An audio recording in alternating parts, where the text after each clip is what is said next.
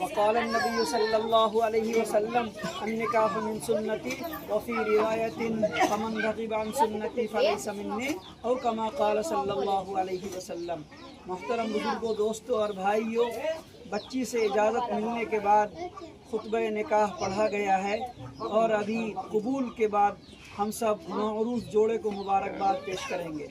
بڑی خوشی کی بات ہے کہ ہمارے شاگرد عزیزم مولوی عمید الرحمن سلمہ اور جو ان کی دلہن بن رہی ہیں وہ بھی میری شاگردہ ہے، جو بھائی تاج الدین صاحب بھگوان پور اور ترکیلی کی بچی ہے۔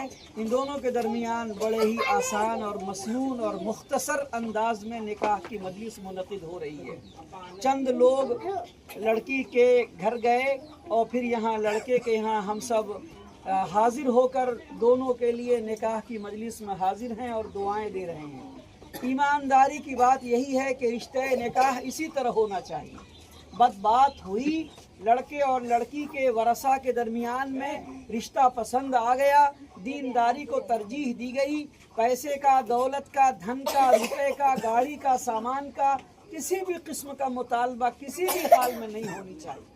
مطالبہ تو بیٹی کا ہونا چاہیے، دلہن کا ہونا چاہیے کہ ہم اپنا بیٹا آپ کو دے رہے ہیں، ہم اپنا بھائی آپ کو دے رہے ہیں، ہم اپنا ناتی اور پوتا آپ کو دے رہے ہیں، اور آپ کی نواسی اور آپ کی پوتی اور آپ کی بیٹی اور آپ کی بہن کو ہم اپنے گھر لا رہے ہیں۔ یہی مطالبہ ہونی چاہیے، یعنی مطالبہ صرف دلہن کا ہونا چاہیے، مطالبہ دان دہیج، روپے پیسے، گھوڑے اور جوڑے اور سامان کا ہرگز نہیں ہونا چاہیے۔ اگر ہم ایسا کرتے ہیں تو اس کا مطلب یہ ہے کہ ہم بے ضمیر ہیں، ہم انتہائی گھٹیا طریقہ استعمال کرنا چاہتے ہیں۔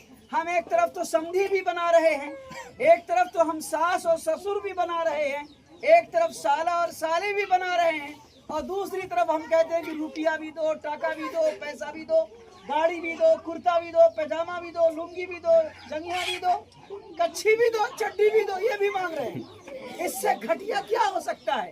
آپ لوگ جو لوگ یہاں بیٹھے ہیں، ہنسنے کی بات نہیں ہے، ایمانداری کی بات یہی ہے کہ آپ ہی لوگ ایسے نکاح میں بھی شریک رہتے ہیں، گواہ رہتے ہیں، اور دعوت ملتی ہے جہاں یہ سب کچھ ہوتا ہے۔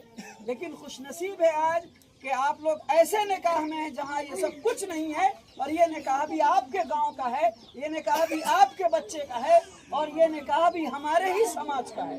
میں بھائی صابر صاحب کو دل کی گہرائیوں سے مبارکباد پیش کرتا ہوں۔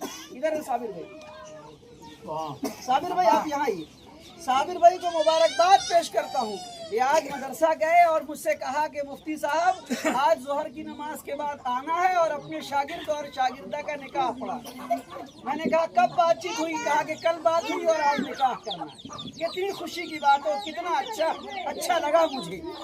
اسی طریقے سے آپ کے ساتھ ہمارے ممبر عظیم صاحب کو ہی مبارکباد پیش کرتا ہوں، بھائی امین کو مبارکباد پیش کرتا ہوں، تاج الدین بھائی کو مبارکباد پیش کرتا ہوں، نوشاد بھائی کو مبارکباد پیش کرتا ہوں، اور یہاں جتنے لوگ ہیں، ان کے بھائی، ان کے خاندان، ان کے بہن، ان کے رشتہ دار، اور آپ تمام لوگوں کو مبارکباد پیش کرتا ہوں۔ بیٹھیے کہ آپ نے یہ چھوٹی سی مسنون عقد اور تقریب منعقد کی، اس کے لیے ڈھیروں ساری مبارکباد۔ ایسا ہی نکاح کیجیے۔